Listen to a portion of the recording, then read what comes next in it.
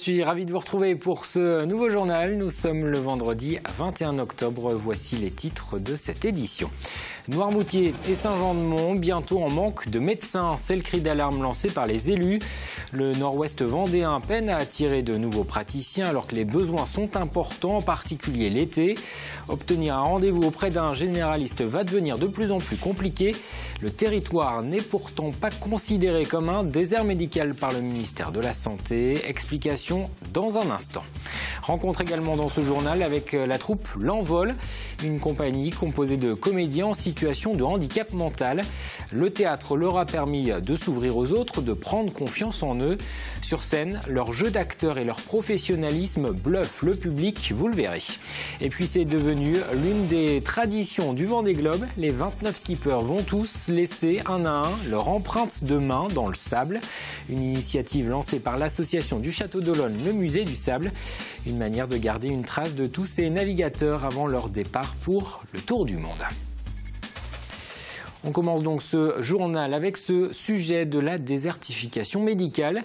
Nous vous en parlions déjà ici même il y a un mois. 350 habitants du sud Vendée avaient manifesté dans les rues de Luçon pour protester contre le manque de médecins. Le département est passé sous la barre des 500 généralistes. Mais le sud Vendée n'est pas le seul secteur touché. Un autre territoire du département s'inquiète désormais. C'est le nord-ouest vendéen. Le président de la communauté de communes de Noirmoutier, Noël Fauché, vient d'interpeller la ministre de la Santé pour demander une révision de la carte des déserts médicaux. Pierre Dalicieux. Vous avez un des 3 bureaux inoccupés de la maison de santé qui n'attendent que un jeune médecin pour venir l'occuper. Voilà. 3 bureaux vides dans cette maison de santé qui vient de fêter sa première année. Une maison de santé faite à la base justement pour attirer de jeunes médecins. Vu comme ça, Noirmoutier a tout pour plaire. Venir s'y installer ne devrait pas poser de problème particulier. Et pourtant, aucun jeune médecin fraîchement diplômé ne s'est pour le moment manifesté. Les jeunes veulent vivre aujourd'hui dans des grandes villes et travailler à moins d'une demi-heure de la ville. Donc Noirmoutier est déjà trop loin des grands centres urbains. Le deuxième frein à l'installation sur Noirmoutier, c'est la quantité de travail qu'on a sur Noirmoutier. On est éloigné de tout hôpital, on continue à assurer la permanence des soins 24 heures sur 24. On est médecin correspondant de SAMU, on gère l'urgence, etc. Ce genre d'activité fait peur aux jeunes. Sur les 9 médecins généralistes que compte l'île, 3 vont partir à la retraite dans les 18 prochains mois. Une donnée non prise en compte par le ministère de la Santé, dont la dernière version de sa carte des déserts médicaux date de 2011. La communauté de communes demande à ce que cette carte soit revue, afin que le secteur de Noirmoutier soit considéré comme un désert médical. On souhaite que notre situation, mais d'une façon générale, la situation médicale sur le secteur du Nord-Ouest Vendée et autres, soit revue par les services de l'État, par la ministre, qui s'était engagée à ce que la carte des déserts médicaux soit réactualisée au fur et à mesure du temps. Et là, depuis plusieurs années, aucune réactualisation n'a été faite. Mais on voit la situation se dégrader sur les territoires. Donc notre responsabilité, c'est d'attirer l'attention parce qu'il ne faut pas interrompre le service public de la santé auquel chacun a droit. Selon l'INSEE, la presqu'île de Noirmoutier compte environ 10 000 habitants, soit quasiment un médecin pour 1000, la norme en France. Ce qui n'est pas pris en compte en revanche, ce sont les 80 000 vacanciers présents à Noirmoutier pendant la saison estivale, ainsi que les propriétaires de résidences secondaires, tous susceptibles de demander des soins. En bref, le Conseil d'État se penchait à nouveau ce vendredi sur la question des crèches de Noël dans les mairies, les autres bâtiments publics. La présence d'une crèche dans le hall du Conseil général de la Vendée à La Roche-sur-Yon avait créé la polémique il y a près de 2 ans. Une association avait déposé un recours devant la justice dénonçant une entorse au principe de laïcité. Le Conseil d'État a décidé de trancher cette question une fois pour toutes. Le rapporteur public préconise aujourd'hui d'autoriser ces crèches de Noël, mais sous 3 conditions. Que l'exposition soit temporaire, qu'il n'y ait pas d'intention de mettre en avant la religion et qu'elle s'inscrive dans le cadre d'une manifestation culturelle ou festive. Le Conseil d'État doit rendre désormais une décision définitive. C'est d'une rencontre dont on va parler à présent, une rencontre entre deux mondes, celui du handicap et celui de la culture. Il y a 28 ans, un éducateur vendéen a l'idée de faire monter sur scène des personnes en situation de handicap. La troupe L'Envol était née. Depuis, plusieurs spectacles ont été montés. Cette initiative a même fait l'objet d'un documentaire l'an passé. La compagnie théâtre réunit 10 comédiens atteints de handicap mental et 6 éducateurs. Elle tourne aujourd'hui dans toute la France. La troupe amateur vient de présenter sa pièce La Clarté à 240 lycéens de Fontenay-le-Comte. Reportage Alix Lanos. Moi, si je lisais cette lettre, je n'y croirais pas. C'est la 25e représentation de La Clarté pour la troupe de théâtre L'Envol, cette troupe amateur du centre d'habitat de Fontenay-le-Comte. Pour ces adultes en situation de handicap, le travail pour arriver jusqu'ici a été dur. Yann, par exemple, a des difficultés pour lire. Alors après des nuits entières passées à écouter un CD pour répéter, être enfin sur scène lui procure une joie immense. On est heureux, on veut déchirer, c'est plus pour le public, pour faire rire le public, c'est pour faire pleurer le public, faut faire rigoler le public, faut des petits trucs comme ça. Tu te réveilles pas comme d'habitude. Alain s'est lancé dans le théâtre un peu par hasard. Sa personnalité et son investissement ont fait le reste. Mémoire, gestuelle, diction, l'activité l'a beaucoup fait progresser et aujourd'hui pour lui, plus question de s'en passer. Le théâtre, c'est un développement avec des copains, des amis qu'on aime bien, et aussi c'est une détente, c'est pour donner la foi, pour nous regarder et pour nous admirer. Créée il y a 28 ans, la troupe a parcouru les routes avec ses spectacles.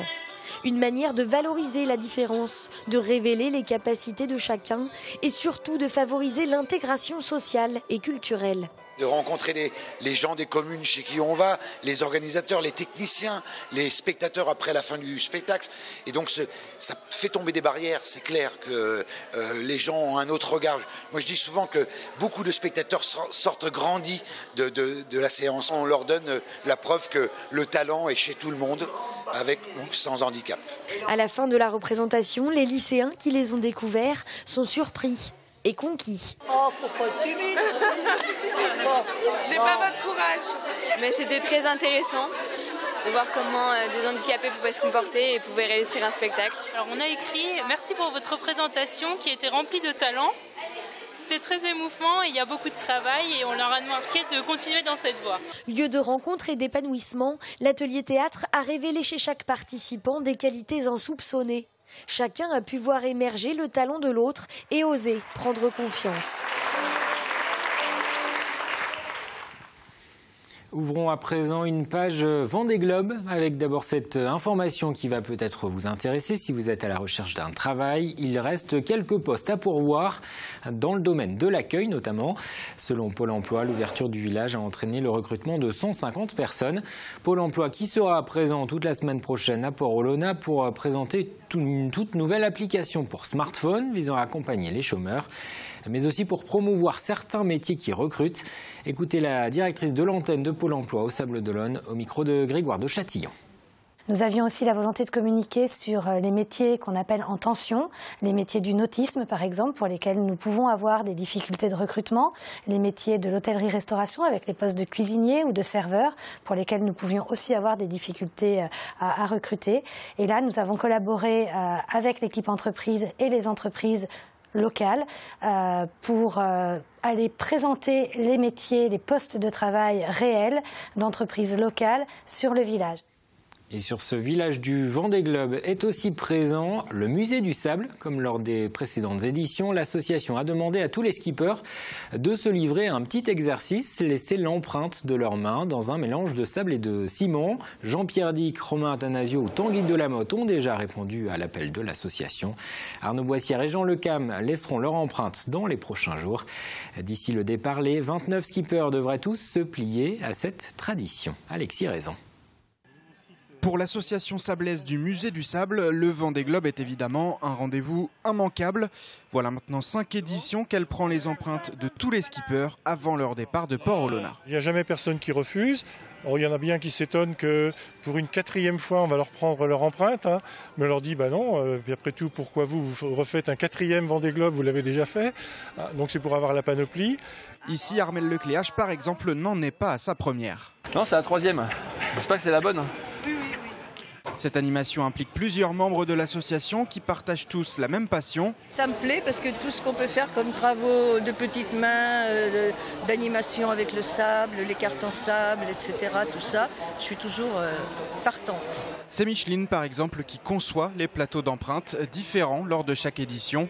Jean-Claude, lui, se charge du mortier à base de sable directement sur les pontons sous les yeux des skippers. Pour faire ces empreintes et ce mélange, cette mixture, on utilise des ingrédients uniquement vendéens, puisqu'effectivement on a pris du sable, des sables d'Olonne, et on a pris un ciment fabriqué en Vendée. Les plateaux d'empreintes sont ensuite à disposition des collectivités ou des partenaires, par exemple, pour des expositions. Il y a aussi un projet de galerie au sein du futur Planète Sable. Quant aux skippers, ils aimeraient maintenant laisser leur empreinte sur la course et, comme la tradition le veut, sur le remblai des Sables d'Olonne pour le gagnant.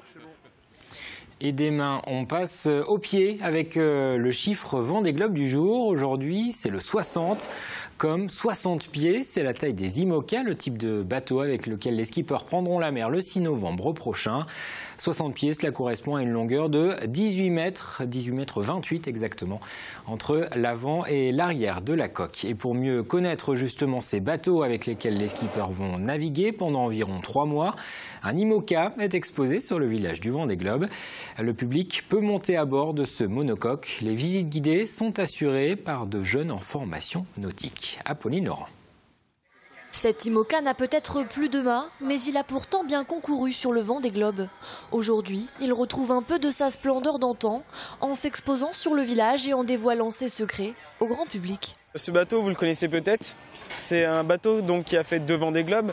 En 1996, du coup, à sa construction, c'était Yves Parlier qui le skippait. Kenny Fracassier est élève en première section maintenance nautique au lycée Éric Tabarly. Depuis l'ouverture du village, avec quelques camarades, ils sont chargés de faire visiter ce bateau aux curieux de passage.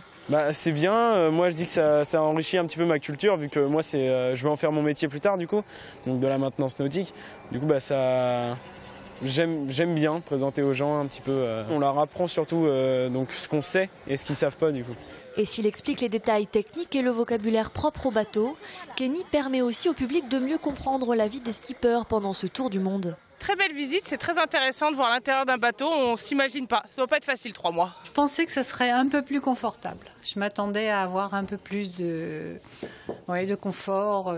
Quand je vois où ils dorment, comment ils vivent, je m'attendais à autre chose quand même. Ça va donner un petit peu plus de goût à suivre la course, voir dans quelles conditions ces skippers vivent pendant 70 à 100 jours. Si ces élèves profitent de cette belle opportunité et de ce premier contact avec leur futur monde professionnel, c'est grâce à un partenariat établi entre le lycée Tabarly et le Team Vendée, cette formation des métiers de la voile sportive. C'est le plus jeune public que l'on a au Team Vendée et c'est vraiment, là, ça nous permet vraiment de les mettre au cœur d'un projet pour qu'ils comprennent vraiment ce que c'est et puis en plus de les motiver pour la suite en leur disant qu'on a besoin d'eux. Nos élèves ont plus l'habitude de travailler chez des artisans, voire des industriels. La dimension, encore une fois, sportive et culturelle de l'événement confère à ce stage, puisqu'on peut l'appeler comme ça, à ce stage vraiment une coloration tout à fait exceptionnelle et particulière. Cette édition du Vendée Globe 2016 restera donc très certainement gravée dans les mémoires de ces jeunes lycéens. Autre animation que vous pourrez découvrir si vous allez sur le village du Vendée Globe ce week-end, ce sont ces conférences baptisées « Une femme, un skipper ». Elles ont lieu chaque samedi et dimanche. Le but, c'est de donner la parole aux femmes, celles qui ont déjà participé au Vendée Globe ou qui partagent la vie d'un skipper. La navigatrice Samantha Davis est dans ces 2 cas. Elle a participé aux 2 précédentes éditions du Vendée Globe et elle est la compagne de Romain Athanasio. Je suis femme de marins un peu particulier parce que j'ai déjà fait le Vendée Globe. C'est la première, nous on est le premier couple comme ça. Donc d'avoir déjà vécu, je pense que ça enlève beaucoup d'inquiétude en tant que la femme d'eux. Mais quand même c'est une course qui est dangereuse, moi je sais parce que je suis allée. Il y a peut-être les nuits où je vais moins bien dormir que d'habitude, mais ça fait partie du projet, partie du jeu, partie de la course. Non, je suis juste contente qu'il a. Et après Samantha Davis, ce sont les épouses de Conrad Coleman et de Tanguy Delamotte qui témoigneront ce week-end, ainsi que la compagne de Jean-Luc Vandened. Et TV Vendée sera présent également ce week-end au Sables d'Olonne pour la suite des émissions Le Village du Vendée Globe. Adèle Fugère recevra sur son plateau ce samedi Conrad Coleman et Quito de Pavan. Dimanche, ce sera au tour de l'Espagnol Didac Costa et du skipper japonais Kojiro Shiraishi. Enregistrement, on le rappelle, à 15h sur Le Village, diffusion à 18h20 sur notre antenne. TV Vendée qui proposera également dimanche une émission spéciale en direct des Herbiers pour le chrono des Nations. Aurélien Huard prendra l'antenne à 13h15 pour commenter ce contre-la-montre. En compagnie de Lilian Gégou, vous pourrez suivre les épreuves Femmes Élite, Hommes Espoir et Hommes Élite. Et aux Herbiers, justement, les animations autour de ce chrono des Nations ont débuté, avec l'ouverture notamment ce vendredi de la Foire Expo. Elle s'étend sur 15 000 mètres carrés. Près de 200 entreprises de la région sont présentes. Une fête du chrono qui sera marquée aussi ce week-end par une randonnée pédestre et une compétition de VTT. Entre 25 et 30 000 personnes fréquentent chaque année l'événement. En tennis, les têtes d'affiche des prochains internationaux de Vendée sont désormais connues. 7 joueurs dans le top 100 mondial seront présents au Vendée-Space dans 2 semaines. Benoît Paire, vainqueur l'an passé, viendra remettre son titre en jeu. Paul-Henri Mathieu et Édouard Roger Vasselin seront aussi présents. Côté joueurs internationaux, on peut citer le russe Youzhny. Au total, 32 tennismen vont s'affronter pendant ces internationaux de tennis de Vendée, l'un des tournois français en salle les plus importants. La compétition aura lieu du 5 au 13 novembre prochain, donc au Vendée-Space. Et puis autre personnalité sportive de passage en Vendée, Jordan Potin, le nageur de l'équipe de France, participe ce week-end à La Roche-sur-Yon au Meeting Arena. Il était dès ce vendredi à la piscine Arago pour une rencontre avec de jeunes nageurs au bord du bassin. Vous le voyez sur ces images d'Antoine Ordinez. Jordan Potin, finaliste l'été dernier au JO de Rio sur 400 mètres nage libre. Il est la tête d'affiche de ce meeting de natation où près de 300 participants sont attendus. C'est vrai que c'est des compétitions où c'est vraiment toujours sympa de venir échanger, partager. Je sais que ma venue fait venir un petit peu de monde, que les gens sont contents de venir me voir. Donc c'est vrai que c'est sympa de pouvoir partager ça quand on a vécu des belles compètes, échanger, partager avec les jeunes là, comme je peux le faire aujourd'hui. C'est vraiment des choses que j'apprécie. Et ce Meeting Arena débute ce samedi dès 9h avec les séries du 50 mètres papillon. La fin, ce sera dimanche après-midi avec les finales du 200 mètres papillon et du 200 mètres nage libre. On jette un coup d'œil aux autres rendez-vous sportifs de ce week-end dans l'agenda du football. Avec le 6e tour de la Coupe de France, il y a encore 7 clubs vendéens en lice, dont les Herbiers. Le club de National se déplacera dimanche à Rezé. Auparavant, ce samedi, les Sables d'Olonne accueillent Saint-Philbert de Grandlieu. Un match un peu particulier puisque le club de Loire-Atlantique a gagné un concours organisé par la fédération. Le match sera retransmis à la télévision et commenté par le champion du monde 98, Lionel Charbonnier. Jean-Pierre Papin sera également présent au Sables d'Olonne, ainsi que le trophée de la Coupe de France. Des animations sont aussi prévues. Ça débutera à partir de 15h, stade de la Rue de Lierre. En handball en National 2 masculine, les joueurs de Pouzauges reçoivent les Basques d'Iris Sartarak pour le compte de la 5e journée de championnat. Ce sera ce samedi, coup d'envoi de la rencontre à 19h. Enfin, en ring hockey en National 1, le Poiré-sur-Vie accueille Kéver à 20h30, salle de la Montparière. Match relevé pour les Vendéens puisque les Bretons sont actuellement leaders du classement. Avant de se quitter, on jette un coup d'œil à la météo prévue pour ce week-end. Ce sera un samedi ensoleillé avec encore la présence de quelques nuages. Il fera 16 à 17 degrés dans l'après-midi. Dimanche, arrivée d'une perturbation qui apportera de la pluie. Les températures seront plus douces le matin, 9 à 12 degrés. Mais les maximales, en revanche, seront en baisse, 14 à 16 degrés. Le détail des prévisions, c'est dans un instant. Lundi, c'est Élodie Pépin que vous retrouverez pour le journal. Je vous souhaite un très bon week-end.